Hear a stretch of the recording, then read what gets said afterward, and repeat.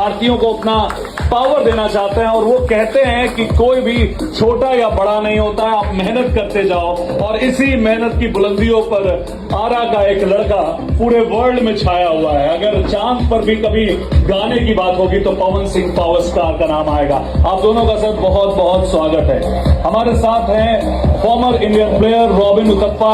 तो अभी आप लोगों की वीडियो देखे होंगे और दोस्तों इसलिए बोला जाता है पावर स्टार पवन सिंह जी को कि पावर एजे से शुरू होला और एजे से खत्म होला। दोस्तों मैं आप लोगों को बता दूं कि अभी आप लोग बैक टू बैक देख रहे होंगे कि पवन सिंह जी को हर एक कार्यक्रम में प्रत्येक नेता मंत्री के द्वारा सम्मानित किया जा रहा मोमेंटो देकर। और आप लोगों को वीडियो कैसा लगा प्लीज हमें कॉमेंट करके जरूर बताइएगा। बहुत ही जल्द मिलते हैं अगले वीडियो के, इसलिए चैनल को आप लोग सब्सक्राइब कर लीजिएगा। Thank you. वो है जो हर भारतीयों को अपना पावर देना चाहते हैं और वो कहते हैं कि कोई भी छोटा या बड़ा नहीं होता है, आप मेहनत करते जाओ। और इसी मेहनत की बुलंदियों पर आरा का एक लड़का पूरे वर्ल्ड में छाया हुआ है। अगर